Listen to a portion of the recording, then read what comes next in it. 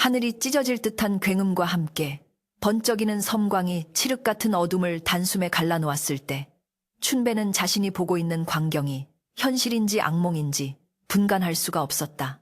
억수같이 쏟아지는 장대비가 온몸을 사정없이 때리고 있었지만 그의 등골을 타고 흐르는 것은 차가운 빗물이 아니라 공포가 만들어낸 식은땀이었다. 거친 숨소리조차 입 밖으로 새어나갈까 두려워 흙투성이가 된 두 손으로 입을 틀어막은 채 그는 바위 틈 사이에 납작 엎드려 바들바들 떨고 있었다. 바로 코앞불과 10걸음도 채 떨어지지 않은 곳에서 검붉은 선혈이 빗물에 섞여 흙바닥을 적시고 있었기 때문이다. 비명조차 지르지 못하고 쓰러진 사내의 목에서는 아직도 붉은 기운이 꿀럭거리고 있었고 그 위로 삿갓을 눌러쓴 검은 그림자가 무심하게 칼날에 묻은 피를 털어내고 있었다. 놈이 칼을 휘두를 때마다 빗방울이 사방으로 튀며 허공을 갈랐고 그 서슬퍼런 칼날이 번개에 비칠 때마다 춘배의 심장은 태물 것만 같았다. 도대체 저들은 누구이며 쓰러진 저 양반은 또 누구란 말인가. 춘배는 오금이 저려 꼼짝도 할 수 없었다. 그저 눈을 질끈 감고 이 모든 것이 끔찍한 꿈이기를 간절히 빌 뿐이었다. 그러나 귓가를 때리는 빗소리 사이로 들려오는 저들의 낮은 목소리는 너무나도 생생하여 이것이 부정할 수 없는 현실임을 뼈저리게 각인시키고 있었다. 물건은 챙겼느냐 굵고 탁한 목소리가 들려오자 시신을 뒤지던 또 다른 그림자가 고개를 가로저으며 대답했다. 없습니다. 놈이 눈치를 채고 미리 빼돌린 모양입니다. 그 짧은 대화 속에 담긴 살기는 빗줄기보다 더 차갑고 날카로워 춘배의 살겜을 파고드는 듯했다. 춘배는 바위 뒤로 몸을 더욱 웅크리며 제발 저들의 눈에 띄지 않기만을 천지신명께 빌고 또 빌었다. 만약 여기서 들킨다면 자신의 목숨 또한 저 진흙탕 속에 처박힌 이름, 모를 사내처럼 허무하게 사라질 것이 분명했기 때문이다. 이 비극적인 밤의 시작은 지독한 가난이었다. 춘배는 본래 남에게 해코지 한번 해본 적 없는 순박한 나무꾼이었다. 그가 이 야심한 시각, 호랑이가 나온다는 험한 산중에 들어와야만 했던 이유는 단 하나 병석에 누운 노모의 약값 때문이었다. 며칠 전 의원으로부터 산삼을 다려 먹으면 차도가 있을 것이라는 말을 들은 후로 춘배는 눈에 불을 켜고 산을 헤매고 다녔다. 오늘따라 유난히 날씨가 부서 산행을 말리는 아내의 간곡한 만류를 뿌리치고 집을 나선 것도 혹시나 비 오는 날에는 사람들의 발길이 뜸해져 귀한 약초를 발견할 수 있지 않을까 하는 신락 같은 희망 때문이었다. 하지만 그가 발견한 것은 산삼이 아니라 인간의 탈을 쓴 악귀들의 사육 현장이었다. 찢어진 집신 사이로 들어온 흙탕물이 발가락을 시리게 했지만 춘배는 발가락의 감각 따위는 이미 잊은 지 오래였다. 그저 집에서 자신을 기다리고 있을 아내와 노모의 얼굴만이 주마등처럼 스쳐 지나갈 뿐이었다. 한참의 시간이 흘렀을까. 시신 주변을 샅샅이 뒤지던 검은 그림자들은 끝내 원하는 것을 찾지 못했는지 거친 욕설을 내뱉었다. 젠장 낭패로다. 일단 철수한다. 날이 밝기 전에 흔적을 지워야 해. 우두머리로 보이는 자의 명령에 따라 그들은 신속하게 어둠 속으로 몸을 감췄다. 그들의 발소리가 빗소리에 묻혀 완전히 사라질 때까지 춘배는 돌부처처럼 굳어 미동조차 하지 못했다. 시간이 얼마나 지났는지 가늠조차 되지 않았다. 다리가 저려오고 온몸이 뻣뻣하게 굳어갈 무렵에야 춘배는 겨우 고개를 들어 주변을 살폈다. 뇌성병력은 잦아들었지만 빗줄기는 여전히 거세게 몰아치고 있었다. 그는 조심스럽게 바위 틈에서 기어나와 떨리는 다리를 부여잡고 일어섰다. 도망쳐야 했다. 뒤도 돌아보지 말고 산을 내려가야 했다. 하지만 춘배의 발걸음을 멈춰 세운 것은 기이한 호기심 아니 어쩌면 운명의 장난 같은 이끌림이었다. 그는 홀린 듯 쓰러진 사내 쪽으로 다가갔다. 번개가 칠 때마다 언뜻 보이는 사내의 옷차림은 예사롭지 않았다. 값비싼 비단 도포는 흙탕물과 피로 엉망이 되었지만 그 질감이나 만듦새는 춘배 같은 천민은 평생 만져보지도 못할 귀한 것이었다. 춘배는 죄책감과 두려움에 손을 떨면서도 사내의 코 밑에 손가락을 대어보았다. 숨은 이미 끊어진 지 오래였다. 내 안이 뜨고 있는 사내의 눈동자가 허공을 응시하고 있어 춘배는 화들짝 놀라며 뒷걸음질 쳤다. 나 나으리. 제가 그런 것이 아닙니다요. 저는 그저 지나가던 나무꾼일 뿐입니다. 허공에 대고 변명을 늘어놓던 춘배의 눈에 시신의 품속에서 삐져나온 무언가가 들어왔다. 그것은 빗물에 젖어 축축해진 작은 비단 주머니였다. 놈들이 그토록 찾던 물건이 바로 이것일까. 춘배의 심장이 다시금 쿵쾅거리기 시작했다. 이성 리싱은 당장 그곳을 떠나라고 소리치고 있었지만 가난에 찌든 본능은 그 주머니 속에 혹시 돈이 될 만한 것이 들어있지 않을까 하는 기대를 품게 했다. 저것만 있으면 어머니 약값을 댈 수 있을지도 몰라. 춘배는 침을 꿀꺽 삼켰다. 주변을 두리번거리며 아무도 없음을 다시 한번 확인한 그는 떨리는 손을 뻗어 조심스럽게 그 주머니를 집어들었다. 묵직했다. 손끝에 전해지는 감촉만으로도 안에 든 것이 예사 물건이 아님을 직감할 수 있었다. 주머니 겉면에는 금실로 정교하게 수놓인 문양이 있었는데 어둠 속이라 정확히 무엇인지는 알 수 없었으나 춘배의 눈을 현혹하기에는 충분했다. 주머니를 품에 넣는 순간 춘배의 가슴속에서 뜨거운 무언가가 확 치솟았다.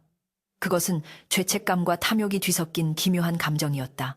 죽은 자의 물건에 손을 대다니 천벌을 받을 짓이라는 생각과 이제 지긋지긋한 가난에서 벗어날 수 있을지도 모른다는 희망이 머릿속에서 치열하게 싸우고 있었다. 하지만 더 이상 생각할 겨를이 없었다. 어디선가 인기척이 들리는 듯한 착각이 들었기 때문이다. 춘배는 쏘스라치게 놀라며 몸을 일으켰다. 그리고는 멧돼지에게 쫓기는 사냥개처럼 필사적으로 산 아래를 향해 내달리기 시작했다. 젖은 땅에 미끄러지고 나뭇가지에 얼굴이 긁혀 생채기가 났지만 고통을 느낄 새도 없었다. 오로지 이 끔찍한 사륙의 현장에서 그리고 자신을 옥죄어오는 공포로부터 벗어나야 한다는 생각뿐이었다. 산을 내려오는 내내 춘배의 머릿속은 헝클어진 실타래처럼 복잡했다. 자신이 본 것은 무엇이며 품속에 있는 이 물건은 도대체 무엇이란 말인가. 혹여나 그놈들이 다시 돌아와 시신을 확인하고 없어진 물건을 찾기 위해 마을을 뒤지지는 않을까. 만약 그렇다면 자신은 꼼짝없이 죽은 목숨이 아닌가.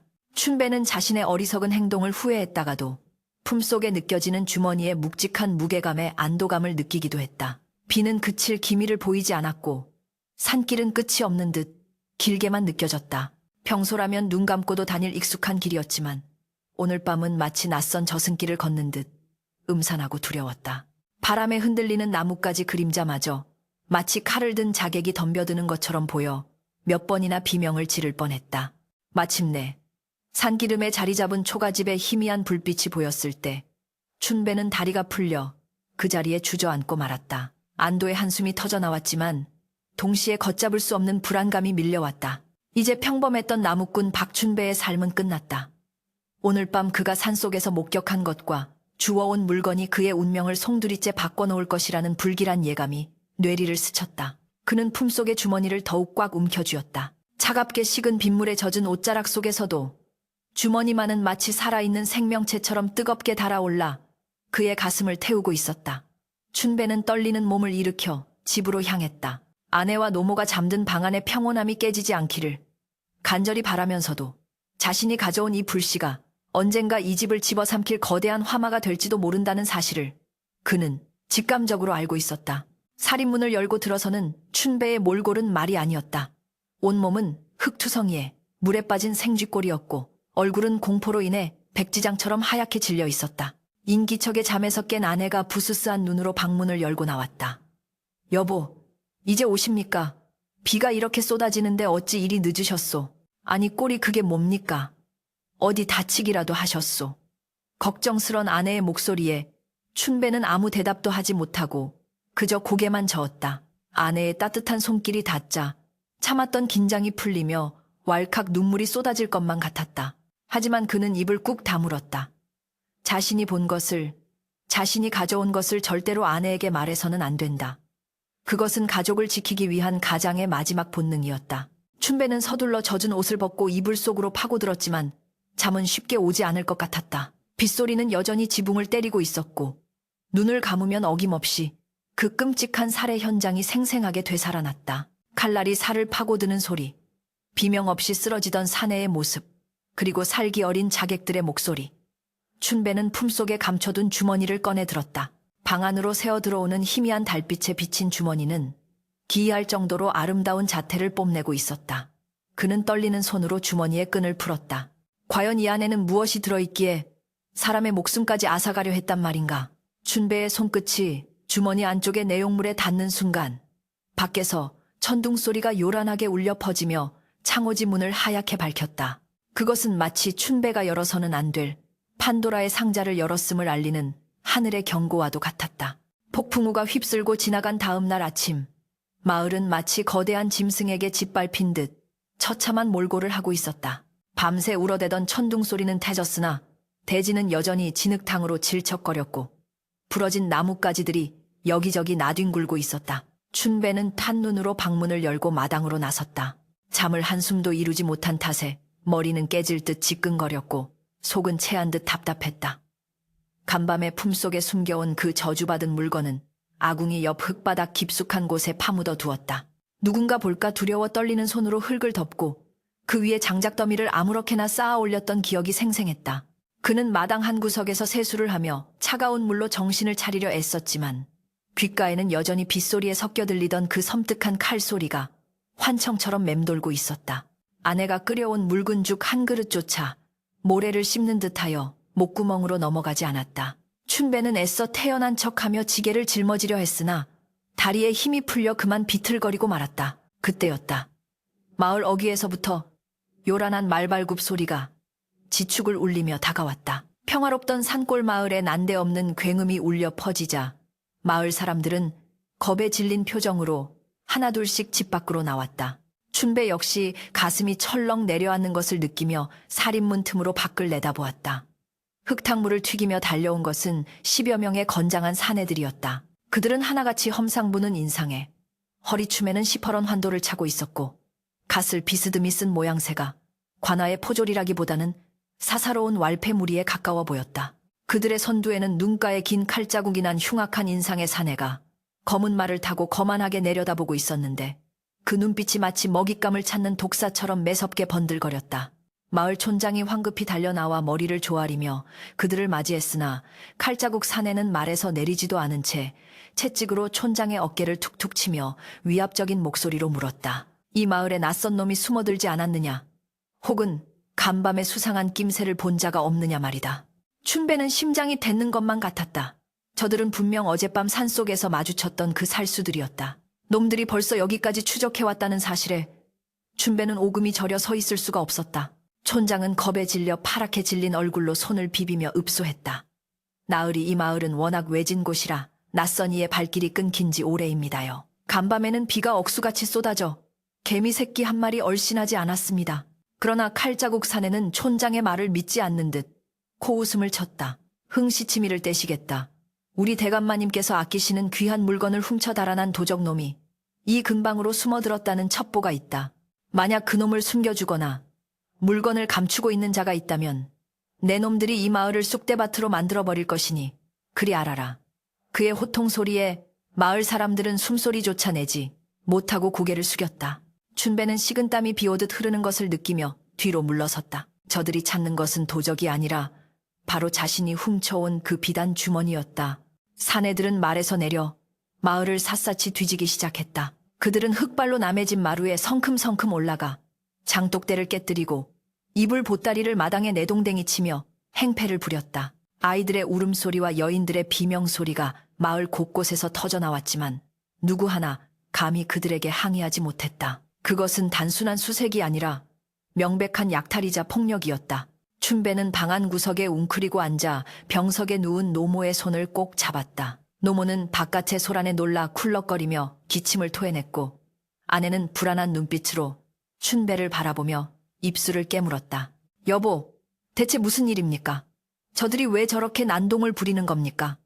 아내의 물음에 춘배는 차마 진실을 말할 수 없어 그저 고개를 저으며 입에 손가락을 가져다 댔다. 지금 밖으로 나갔다가는 얼굴이 하얗게 질린 자신의 표정만으로도 놈들에게 의심을 살 것이 뻔했다. 그때 춘배의 집 살인문이 걷어차이며 우지끈 부서지는 소리가 났다. 이 집에는 쥐새끼도 안 사나 왜 코빼기도 안 보이는 거야?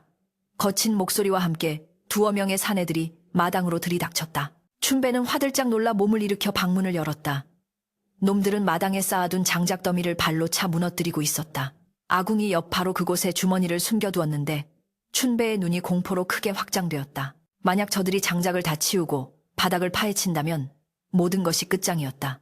그는 허둥지둥 마루로 뛰쳐나가 놈들의 앞을 가로막으며 비굴하게 허리를 굽혔다. 나 나으리들 어찌 이러십니까요? 이 집에는 병든 노모와 처자식뿐입니다. 도적이라니요. 당치도 않습니다. 춘배의 목소리는 염소 울음소리처럼 떨리고 있었다. 사내 중 하나가 춘배의 멱살을 잡고 거칠게 흔들었다. 내 놈 눈초리가 심상치 않은데 간밤에 뭐 했어? 혹시 산에라도 올라갔다 온 거 아니냐? 놈의 입에서 나는 역한 술 냄새가 춘배의 코를 찔렀다. 춘배는 필사적으로 고개를 가로저었다. 아닙니다요. 비가 그리 오는데 산에 갈 미친놈이 어디 있겠습니까? 저는 밤새 집에서 새끼만 꼬았습니다. 춘배의 필사적인 변명의 사내는 의심스러운 눈초리로 그를 훑어보다가 핑 하고 침을 뱉으며 멱살을 놓았다. 재수 없는 놈, 꼴에 겁은 많아가지고 사내들은 집안을 대충 훑어보고는 별다른 소득이 없자 욕설을 내뱉으며 밖으로 나갔다. 그들이 사라지고 난 뒤에도 춘배는 한동안 그 자리에 못 박힌 듯 서 있었다. 다리가 후들거려 걸음을 뗄 수가 없었다. 하마터면 들킬 뻔했다. 아니, 들킨 것보다 더 무서운 것은 놈들이 아궁이 근처를 서성거렸다는 사실이었다. 춘배는 주위를 살피며 황급히 무너진 장작더미를 다시 쌓았다. 손끝에 닿는 차가운 흙의 감촉을 확인하고서야 겨우 안도의 한숨을 내쉴 수 있었다. 그러나 이것은 끝이 아니었다. 저들은 물건을 찾기 전까지는 결코 이 마을을 떠나지 않을 것이다. 마을 분위기는 흉흉하기 그지없었다. 왈패들은 마을 어기주막을 통째로 점거하고 술판을 벌였다. 그들의 우두머리인 조대감이라는 자는 한양 권세가로 성격이 포악하고 탐욕스럽기로 소문이 자자한 인물이었다. 이번 일은 그 조대감의 사주를 받은 왈패들이 사라진 장부를 찾기 위해 벌이는 짓이라는 소문이 아름아름 퍼져나가고 있었다. 춘배는 마을 사람들이 모여 수군거리는 소리를 들으며 몸을 숨겼다. 장부라고 했다. 놈들이 찾는 것이 단순한 보물이 아니라 장부라면 그것은 필시 누군가의 약점을 쥐고 있는 위험한 물건임에 틀림없었다. 춘배는 다시금 두려움에 몸서리쳤다. 자신이 주운 것이 금은보화가 아니라 목숨을 위협하는 시한폭탄이라니. 당장이라도 저놈들에게 물건을 던져주고 용서를 빌고 싶었지만 그랬다가는 살인 현장을 목격했다는 이유로 쥐도 새도 모르게 죽임을 당할 것이 뻔했다. 진퇴양난이었다. 이러지도 저러지도 못하는 상황 속에서 춘배의 속은 새까맣게 타들어갔다. 그날 밤 마을은 쥐 죽은 듯 고요했다. 개 짖는 소리조차 들리지 않는 정막 속에서 춘배는 조심스럽게 아궁이 밑을 파헤쳤다. 흙투성이가 된 비단 주머니가 손에 잡혔다. 그는 방문을 걸어 잠그고 호롱불 심지를 최대한 낮춘 뒤 떨리는 손으로 주머니를 열었다. 안에서 나온 것은 손바닥만 한 크기의 붉은색 옥패 유파와 기름종이에 쌓인 얇은 서책 한 권이었다. 춘배는 글을 읽을 줄 몰랐기에 서책의 내용은 알 수 없었으나 옥패에 새겨진 문양은 어렴풋이 짐작할 수 있었다. 그것은 호랑이가 포효하는 모습이 정교하게 조각된 관아의 높은 양반들이나 지니고 다닐 법한 물건이었다. 옥패는 불빛을 받아 영롱하면서도 섬뜩한 붉은 빛을 내뿜고 있었다. 춘배는 본능적으로 이것이 권력의 징표이자 피를 부르는 물건임을 느꼈다. 어젯밤 죽은 사내는 이 물건을 지키기 위해 목숨을 잃은 것이다. 그리고 이제 그 죽음의 그림자가 자신에게 드리워져 있었다. 그때 밖에서 누군가의 비명소리가 들려왔다. 춘배는 화들짝 놀라 주머니를 다시 품속에 감추고 문틈으로 밖을 내다보았다. 횃불을 든 왈패들이 이웃집 김노인의 머리채를 잡고 끌고 나오고 있었다. 이 늙은이가 뭔가 알고 있는 눈치야. 바른대로 말해 어젯밤에 산에서 내려오는 놈을 못 봤단 말이냐. 왈패들은 김노인을 마당에 패대기 치고 무자비하게 발길질을 해댔다. 김노인은 고통에 찬 신음소리를 내며 살려달라고 애원했지만 그들은 멈추지 않았다. 마을 사람들이 하나둘씩 나와 그 광경을 지켜보며 발을 동동 구를 뿐 누구 하나 나서서 말리는 이가 없었다. 공포가 양심을 마비시킨 것이다. 춘배 역시 마찬가지였다. 당장이라도 뛰쳐나가 그건 나요. 내가 그랬소. 라고 외치고 싶었지만 방문을 잡은 손은 마비된 듯 움직이지 않았다. 자신이 나서면 김노인은 살겠지만 자신과 가족은 죽는다. 비겁함과 죄책감이 뒤섞여 춘배의 눈에서 뜨거운 눈물이 흘러내렸다. 김노인의 처절한 비명소리가 밤하늘을 갈랐다. 춘배는 귀를 틀어막고 방바닥에 엎드렸다. 자신이 저지른 순간의 탐욕이 이웃을 사지로 몰아넣고 평화롭던 마을을 생지옥으로 만들었다는 사실을 뼈저리게 깨달았다. 하지만 이제 와서 되돌리기에는 너무 늦어버렸다. 그는 어둠 속에서 붉은 옥패를 꽉 움켜쥐었다. 손바닥에 옥패의 모서리가 파고들어 통증이 느껴졌지만 가슴속의 고통에 비할 바가 아니었다. 왈패들의 만행은 밤이 깊도록 계속되었다. 그들은 본보기로 김노인을 초주검으로 만들어 놓은 뒤에야 마을 회관으로 돌아갔다. 빗장이 걸린 문 뒤에서 춘배는 뜬 눈으로 밤을 지새웠다. 그의 머릿속에서는 수만 가지 생각이 교차했다. 도망쳐야 할까? 아니면 자수해야 할까? 아니면 이 물건을 이용해 놈들에게 대항할 방법은 없을까? 날이 밝아오자 춘배는 충혈된 눈으로 결심한 듯 자리에서 일어났다. 더 이상 이렇게 숨어만 있을 수는 없었다. 놈들은 오늘 밤에도 내일 밤에도 또 다른 희생양을 찾아 마을을 휘젓고 다닐 것이다. 춘배는 품속의 주머니를 옷 안쪽 깊숙한 곳에 단단히 묶었다. 그리고 낫을 챙겨 들고 산으로 향했다. 아내가 걱정스러운 눈빛으로 물었지만 그는 나무를 하러 간다는 핑계를 댔다. 하지만 그의 목적지는 나무가 있는 곳이 아니었다. 어젯밤 죽은 사내가 쓰러져 있던 그 바위 틈 왈패들이 미처 발견하지 못했을지도 모를, 단서가 남아있을지도 모르는 그곳으로 다시 가봐야 했다. 두려움에 떨던 어제의 춘배는 죽었다. 이제 그는 살기 위해, 그리고 가족과 이웃을 지키기 위해 호랑이 굴로 제 발로 걸어 들어가려는 것이었다. 산으로 향하는 춘배의 뒷모습은 여느 때보다 무겁고 비장해 보였다. 멀리서 까마귀 한 마리가 불길하게 울어대고 있었다. 한낮의 태양은 야속하리만치 찬란하게 내리쬐어 간밤의 참극이 마치 거짓말인 양산천을 비추고 있었다. 춘배는 익숙한 지게를 짊어지고 산길을 올랐지만 그의 발걸음은 천근 쇳덩이를 매단 듯 무거웠다.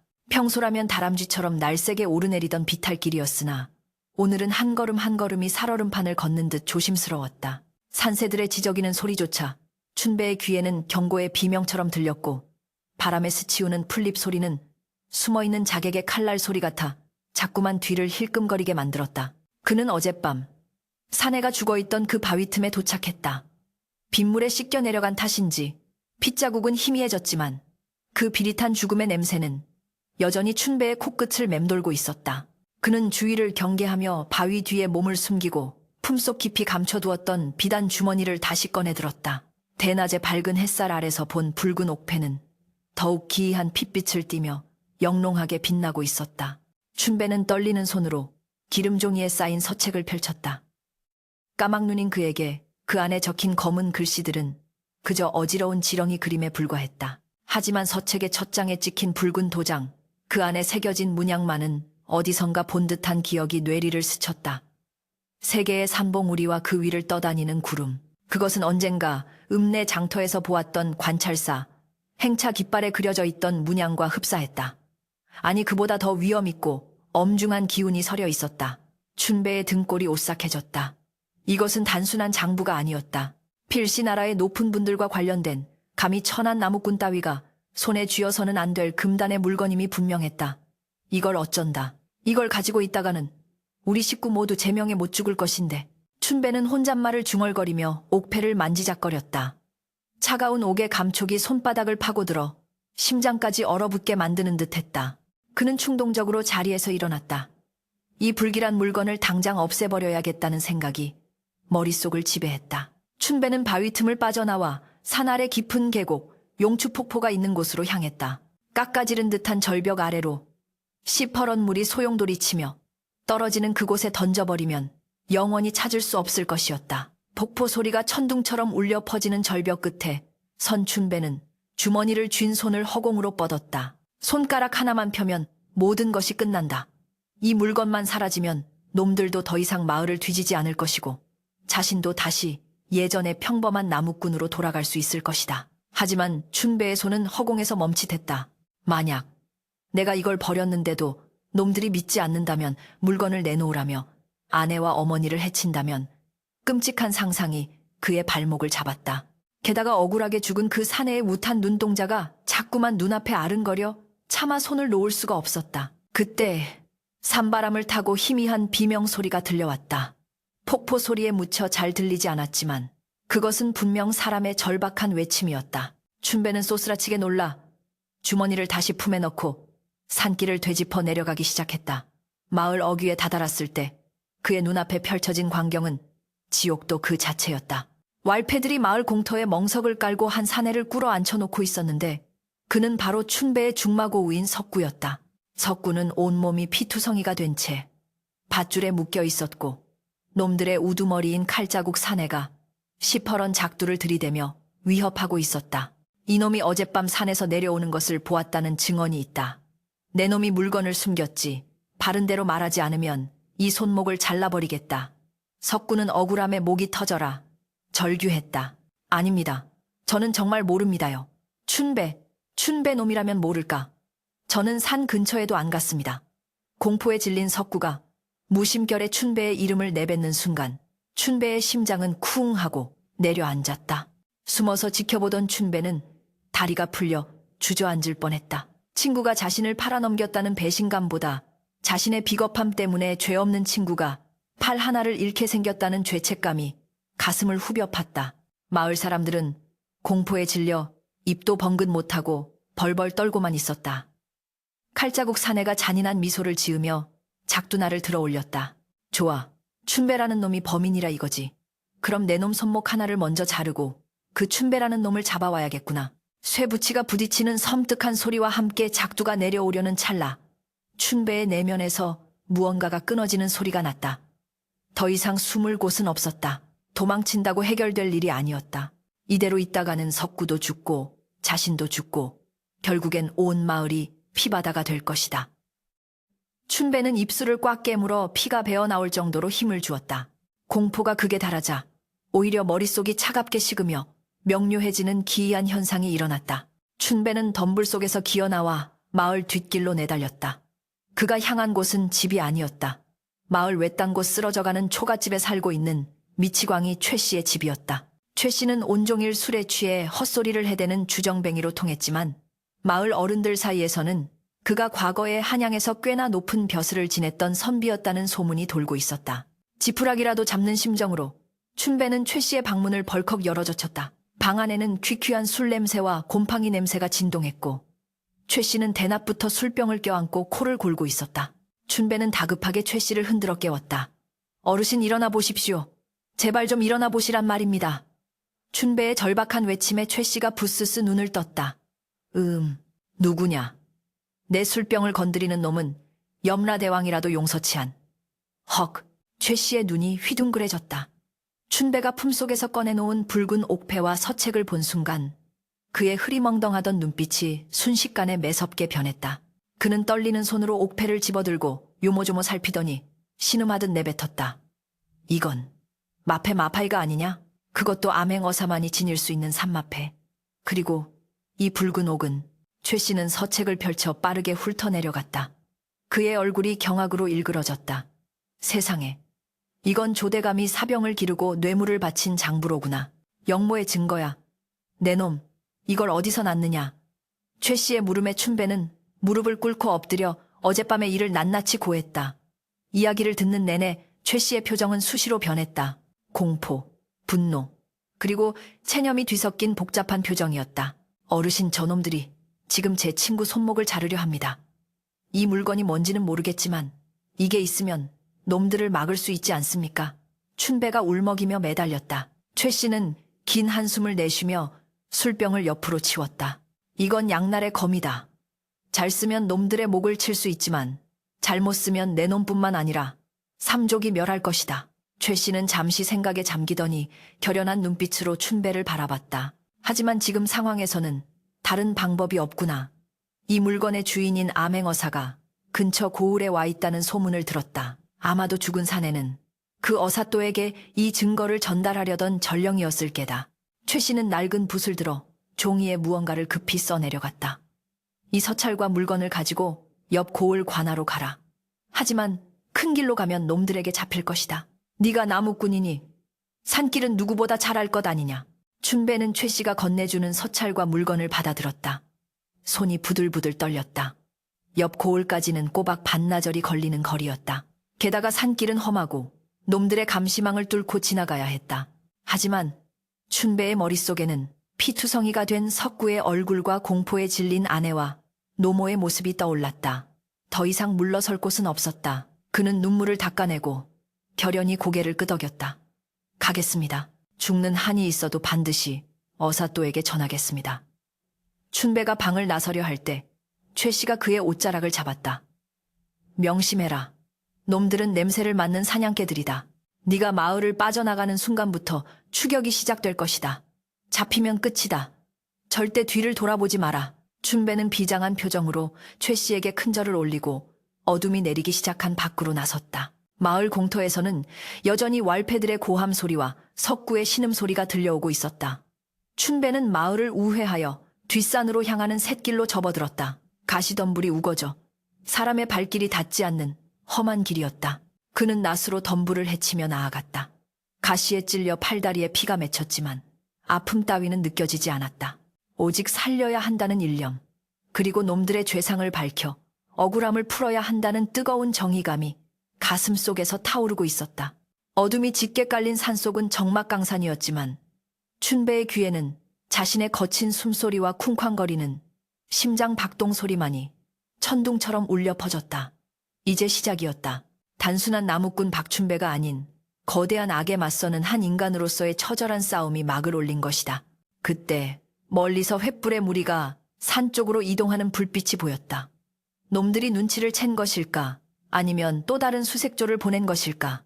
춘배는 바짝 긴장하며 걸음을 재촉했다. 익숙한 산길이었지만 오늘 밤은 마치 미로처럼 낯설고 험난하게 느껴졌다. 발을 헛디뎌 굴을 뻔한 위기를 몇 번이나 넘기며 그는 이를 악물고 산등성을 향해 기어올랐다.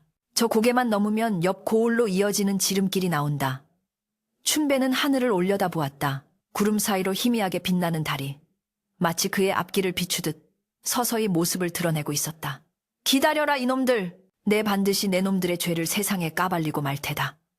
춘배는 품속의 서책을 다시 한번 단단히 여미며 어둠 속으로 몸을 던졌다. 늑대 무리에게 쫓기는 사슴이 아닌 늑대의 목덜미를 노리는 사냥꾼의 눈빛을 안 채 피냄새를 맡은 늑대떼처럼 횃불의 행렬은 지칠 줄 모르고 춘배의 뒤를 쫓았다. 저기다 저놈이 저쪽 바위 뒤로 숨었다. 산을 쩌렁쩌렁 울리는 고함과 함께 화살한 발이 춘배의 귓가를 스치고 지나가 고목에 퍽 하고 박혔다. 귓불이 찢어지는 듯한 통증과 함께 뜨거운 피가 목덜미를 타고 흘러내렸다. 춘배는 비명조차 지르지 못하고 바닥을 굴러 덤불 속으로 몸을 피했다. 심장은 흉곽을 뚫고 나올 듯 요동쳤고 배부는 찢어질 듯한 고통으로 타들어갔다. 평생을 이 산에서 나무를 하며 살아왔지만 오늘 밤의 산은 그에게 익숙한 삶의 터전이 아니라 목숨을 노리는 거대한 덫과도 같았다. 발밑에 돌뿌리 하나 얼굴을 때리는 나뭇가지 하나가 모두 그를 방해하는 적군처럼 느껴졌다. 춘배는 거친 숨을 몰아쉬며 품속의 서책과 옥패를 다시 한번 확인했다. 이것만은 내 목숨이 끊어지는 한이 있어도 이것만은 지켜야 한다. 포위해라. 쥐새끼 한 마리 빠져나가지 못하게 산을 에워싸. 놈들의 포위망은 점점 좁혀져 오고 있었다. 춘배는 이를 악물었다. 이대로 계속 도망치다가는 결국 잡히고 말 것이다. 그는 순간적으로 기지를 발휘했다. 자신이 잘 아는 지형지물을 이용해야만 승산이 있었다. 춘배가 향한 곳은 귀신 골짜기라 불리는 험준한 절벽지대였다. 낮에도 사냥꾼들이 꺼리는 곳이었지만 그만큼 놈들의 추격을 따돌리기에는 안성맞춤인 곳이기도 했다. 그는 낫으로 덩굴을 끊어가며 가파른 비탈을 기어올랐다. 손톱이 깨지고 무릎이 까져 피가 철철 흘렀지만 고통 따위는 안중에도 없었다. 오직 살아남아 놈들의 죄상을 세상에 알리겠다는 일념 하나가 꺼져가는 그의 생명력을 불사르고 있었다. 절벽 끝에 다다르자 발 아래로 까마득한 어둠이 입을 벌리고 있었다. 뒤에서는 놈들의 발소리가 바로 코앞까지 다가와 있었다. 여기 숨어 있었구나. 이 도간에 든 쥐새끼 같은 놈. 칼자국 사내가 횃불을 높이 쳐들고 사악한 미소를 지으며 나타났다. 10여 명의 사병들이 춘배를 반원형으로 에워쌌다. 더 이상 물러설 곳은 없었다. 춘배는 절벽을 등지고 서서 낫을 고쳐 잡았다. 비록 천한 나무꾼의 몸이었지만 그 눈빛만은 맹수처럼 형형하게 빛나고 있었다. 오지 마라. 한 발짝만 더 다가오면 내 이 낫으로 내 놈들 목줄을 끊어놓을 것이다. 춘배의 악에 바친 고함에 사병들이 잠시 주춤했다. 그러나 칼자국 사내는 코웃음을 쳤다. 하하하. 나무꾼 주제의 객기가 대단하구나. 내 놈이 그깟 낫으로 우리를 당해낼 수 있을 것 같으냐. 얌전히 물건을 내놓으면 고통 없이 보내주마. 웃기지 마라. 내 놈들이 저지른 짓은 하늘이 알고 땅이 아는 법이다. 내 오늘 여기서 죽더라도 내 놈들의 악행은 반드시 밝혀질 것이다. 춘배는 품속에서 붉은 옥패를 꺼내어 높이 쳐들었다. 횃불빛을 받은 옥패가 붉은 섬광을 내뿜자 칼자국 사내의 얼굴이 순식간에 굳어졌다. 저것은 어서 뺏어라. 저놈을 당장 죽여서 입을 막아야 한다. 사내의 다급한 명령에 사병들이 일제히 칼을 뽑아들고 덤벼들었다. 춘배는 눈을 질끈 감았다. 이제 끝인가? 그때였다. 춘배는 자신이 서 있던 바위가 흔들리는 것을 느꼈다. 그는 본능적으로 몸을 날려 낭떠러지 아래로 뻗은 굵은 꿰넝쿨을 휘어잡았다. 동시에 사병들의 칼날이 허공을 갈랐고 중심을 잃은 사병 2명이 비명과 함께 절벽 아래로 추락했다. 춘배는 쿨렁쿨에 매달려 허공에서 그네를 타듯 흔들렸다. 아래를 내려다보니 오금이 저릴 정도로 아찔한 높이였다. 하지만 그는 멈추지 않았다. 넝쿨을 타고 절벽 아래로 미끄러져 내려갔다. 손바닥 껍질이 벗겨져 나가는 끔찍한 고통이 전해져 왔지만 그는 이를 악물고 참아냈다. 위에서는 놈들이 돌을 던지며 욕설을 퍼부어댔다. 저 독한 놈 밑으로 내려가서 잡아 살려두면 후환이 된다. 춘배는 간신히 바닥에 착지했다. 다리가 꺾이는 듯한 충격에 잠시 정신을 잃을 뻔했지만 그는 곧바로 몸을 일으켜 다시 달리기 시작했다. 절벽을 내려오느라 시간을 번 덕분에 놈들과의 거리를 조금 벌릴 수 있었다. 이제 관악까지는 얼마 남지 않았다. 새벽녘의 푸르스름한 기운이 감돌 무렵 춘배는 마침내 옆고을 관아의 거대한 소슬대문 앞에 도착했다. 온몸은 만신창이가 되어 있었고 숨은 턱 밑까지 차올라 금방이라도 쓰러질 것만 같았다. 관아 앞을 지키던 포졸들이 기겁하며 창을 겨누었다. 멈춰라. 웬 놈이냐. 몰골을 보아하니 도적이 분명하구나. 포졸들의 고함에 춘배는 털썩 무릎을 꿇으며 쉰 목소리로 외쳤다. 나 나으리, 도적이 아닙니다. 저는 억울함을 호소하러 온 백성입니다. 사또 나으리를 뵙게 해주십시오. 제발, 제발. 그러나 포졸들은 춘배의 말을 귀담아 듣지 않았다.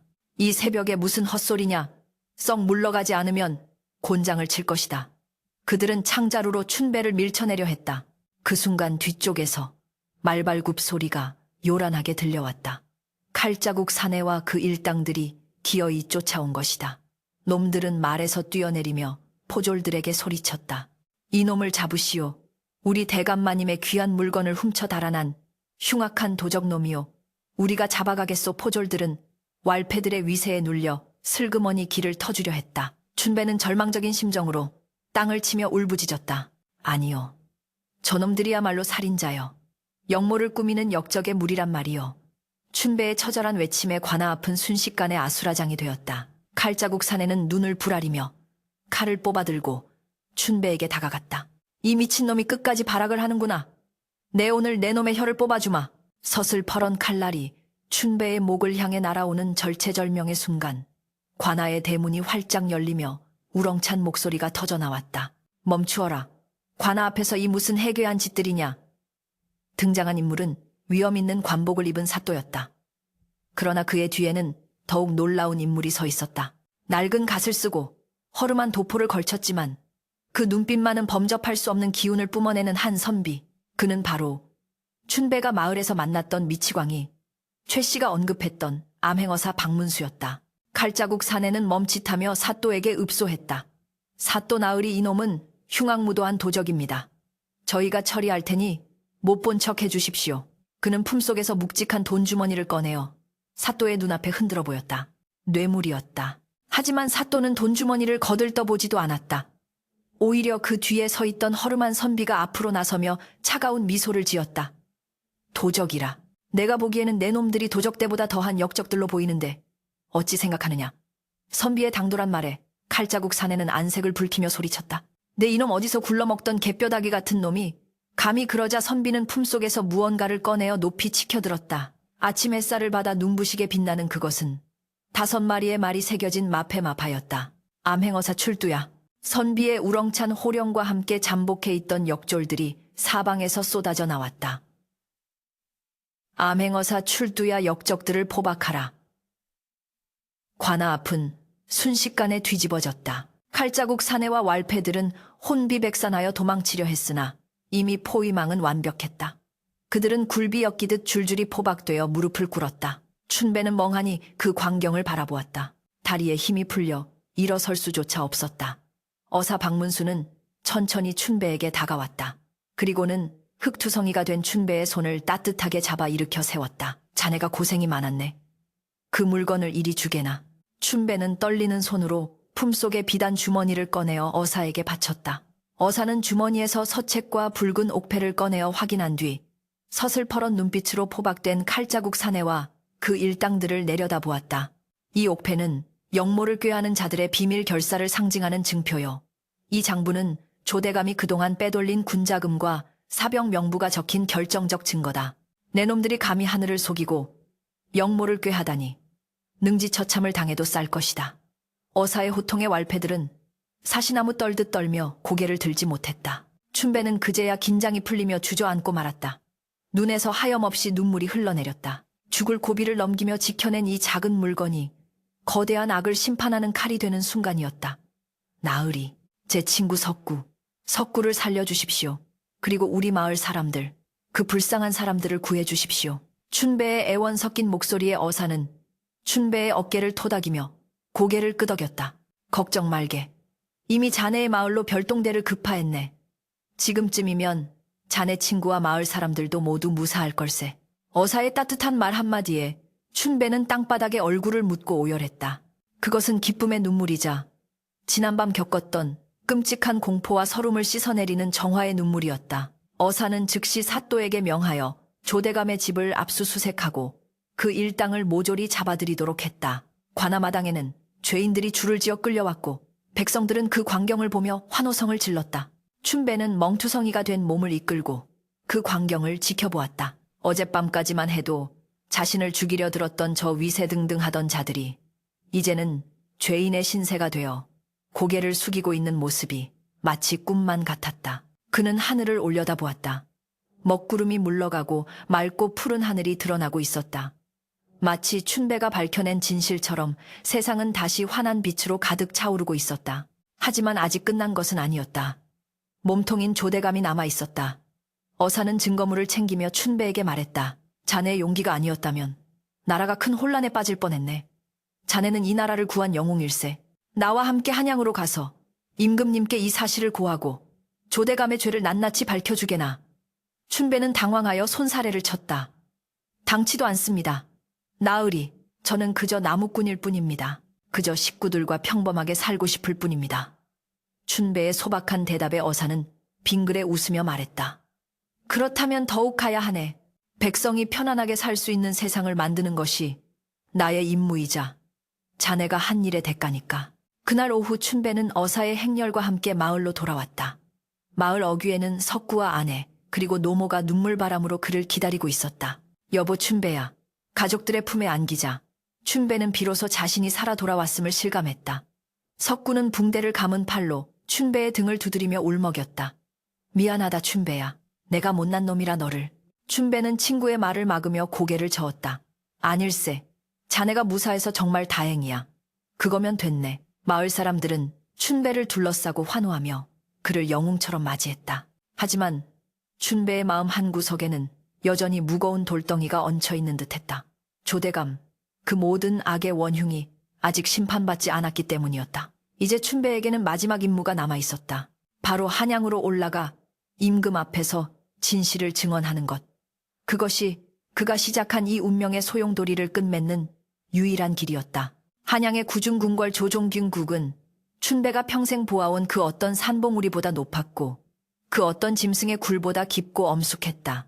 붉은 단청이 칠해진 거대한 기둥들과 하늘을 찌를 듯 솟은 처마곡선은 촌부인 춘배를 압도하기에 충분했다. 춘배는 바닥에 깔린 박석볼실 하나조차 밟기가 송구스러워 몸을 잔뜩 웅크린 채 어사방문수의 뒤를 따라 근정전뜰로 들어섰다. 수백 명의 문무백관이 도열해 있는 광경은 마치 빽빽한 잣나무 숲과도 같았는데 그들 사이에서 뿜어져 나오는 묵직한 침묵은 숨통을 조여오는 듯했다. 춘배의 심장은 밭은 기침을 토해내는 노모의 가슴처럼 쿵쾅거렸고 손에는 흥건히 땀이 배어 있었다. 감히 고개조차 들 수 없는 지존즈준의 앞 임금께서 용상에 앉아 계시다는 사실만으로도 춘배의 다리는 후들거려서 있기조차 힘들었다. 하지만 그는 옷대에 숨겨온 낡은 삼배 수건을 꽉 쥐었다. 그것은 떠나올 때 아내가 챙겨준 가족의 땀과 눈물이 밴 물건이었다. 기죽지 말자. 나는 죄인이 아니다.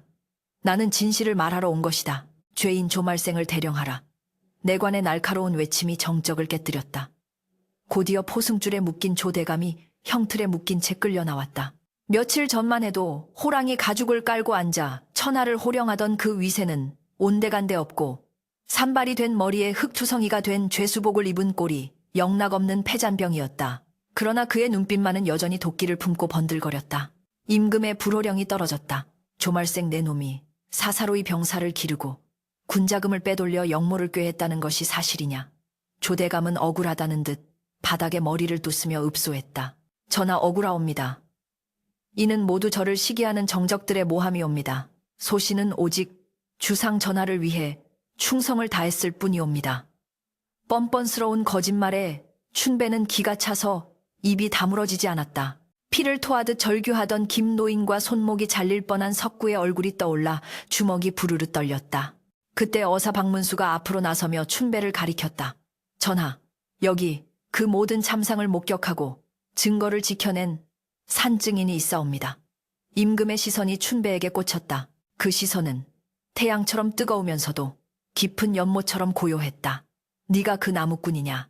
두려워 말고 네가 보고 들은 것을 낱낱이 고하라. 춘배는 마른 침을 삼키고 천천히 입을 열었다.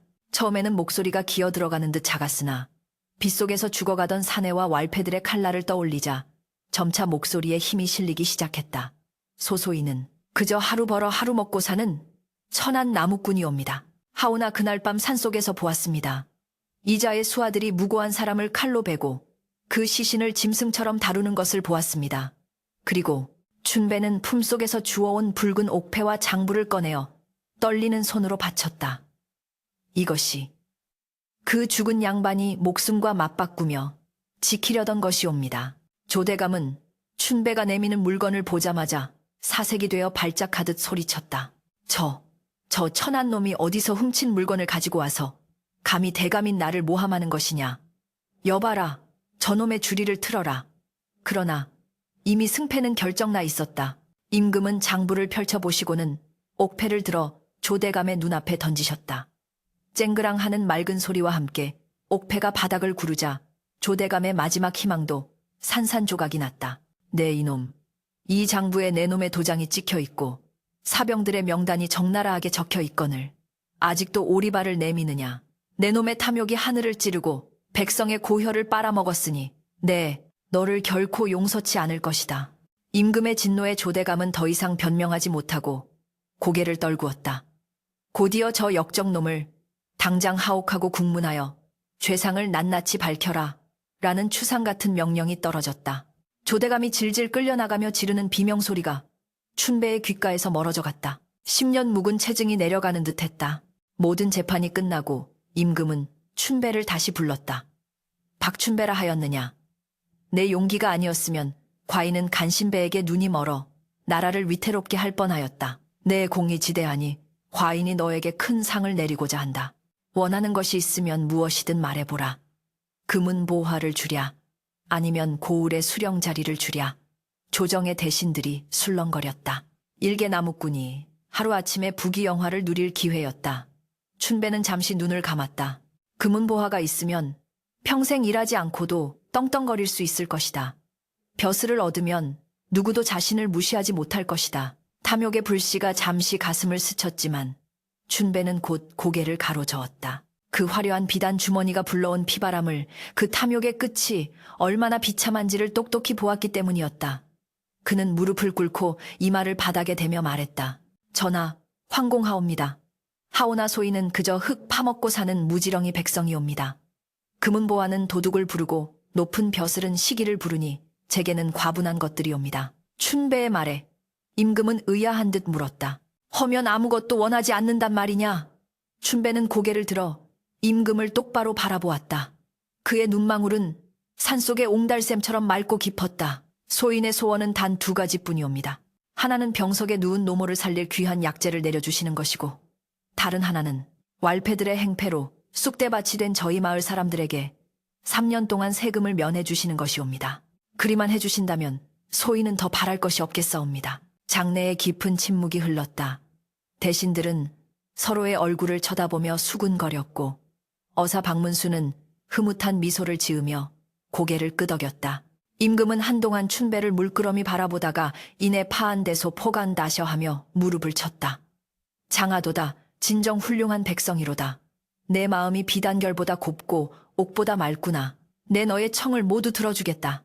또한 너의 효심과 의로움을 기려 너에게 비옥한 논 5마지기를 하사할 테니 돌아가서 노모를 봉양하고 마을 사람들과 평안히 살도록 하라. 춘배는 감격에 겨워 눈물을 흘리며 성은이 망극하옵니다를 연발했다. 그것은 그 어떤 금은 보화보다 값진 떳떳하고 자랑스러운 상이었다. 고향으로 돌아가는 길 하늘은 더없이 맑고 푸르렀다. 올 때의 그 험난하고 두려웠던 길은 온데간데 없고 길가에 핀 코스모스가 춘배를 반기듯 하늘거렸다. 어사 박문수가 마련해준 말을 타고 금의 환향 깅이좌ን 비액하는 춘배의 품에는 임금이 하사한 귀한 산삼과 약재가 한가득 들어있었다. 마을 어귀에 들어서자 멀리서부터 꽹과리 소리가 요란하게 들려왔다. 춘배가 온다. 우리 춘배가 돌아온다. 석구가 제일 먼저 달려나와 춘배의 말고삐를 잡았고 마을 사람들이 그 뒤를 따랐다. 춘배의 아내는 춘배를 보자마자 다리에 힘이 풀려 주저앉아 울음을 터뜨렸고 춘배는 말에서 내려 아내를 으스러지도록 끌어안았다. 여보 고생했소. 이제 다 끝났소. 이제 아무 걱정 없이 살아도 돼요. 아내의 젖은 어깨 너머로 보이는 마을 풍경은 평화롭기 그지없었다. 무너진 담벼락은 다시 세워졌고 공포에 질려있던 사람들의 얼굴에는 생기가 돌고 있었다. 그로부터 몇 년의 세월이 흘렀다. 조대감과 그 일당이 처형되었다는 소식은 바람을 타고 전해져 왔고 마을은 예전의 평온을 되찾은 지 오래였다. 춘배의 노모는 임금이 내린 약재 덕분에 씻은 듯이 나아 지금은 지팡이를 짚고 마실을 다닐 정도로 정정해졌다. 춘배는 여전히 나무를 하고 농사를 지으며 살았다. 비록 대궐 같은 기와집은 아니지만 5마지기 논에서 나오는 수확으로 식구들이 배불리 먹을 수 있으니 그것으로 좋겠다. 그는 가끔 산에 오를 때마다 그 바위 틈을 지나치곤 했다. 그럴 때면 잠시 걸음을 멈추고 이름 모를 사내의 명복을 빌며 술 한 잔을 붓곤 했다. 그날 밤의 비극이 그 두려움과 유혹의 순간들이 지금의 평화를 잊게 한 걸음이 되었음을 잊지 않기 위해서였다. 어느 늦가을 저녁 춘배는 사랑방에 앉아 어린 아들을 무릎에 앉히고 집신을 삼고 있었다. 타닥타닥 타오르는 아궁이 불빛이 방 안을 따스하게 비추었다. 아버지 한양 대궐은 정말 그렇게 큽니까? 임금님은 호랑이보다 무섭게 생기셨나요? 아들의 호기심 어린 질문에 춘배는 허허 웃으며 아들의 머리를 쓰다듬었다. 글쎄다. 대궐은 컸지만 임금님의 마음은 이 아궁이 불보다 따뜻하시더구나. 그리고 말이다 진짜 무서운 건 호랑이가 아니라 사람의 욕심이란다. 춘배는 집신을 삼던 거친 손을 잠시 멈추고 먼 허공을 응시했다. 창호지 문 너머로 들려오는 풀벌레 소리가 자장가처럼 평화로웠다. 비록 일확천금의 기회는 놓쳤지만 춘배는 후회하지 않았다. 매일 밤 다리를 뻗고 편안히 잠들 수 있는 마음의 평화, 이웃과 나누는 막걸리 한 잔의 기쁨, 그리고 가족들의 웃음소리. 이것이야말로 춘배가 지켜낸 진정한 보물이었다. 춘배는 다시 묵묵히 집신을 삼기 시작했다. 그의 투박한 손길마다 정직한 땀방울이 베어들었다. 세상이 아무리 험하고 욕망이 들끓는다 해도 땀 흘려 일하고 분수에 맞게 사는 삶이 가장 아름답다는 것을 그는 온몸으로 증명하며 살아가고 있었다. 밤이 깊어지자 마을의 등불들이 하나둘씩 꺼졌지만 춘배의 집에서 새어나오는 은은한 불빛만은 오래도록 꺼지지 않고 어둠을 밝히는 작은 별이 되어 빛나고 있었다.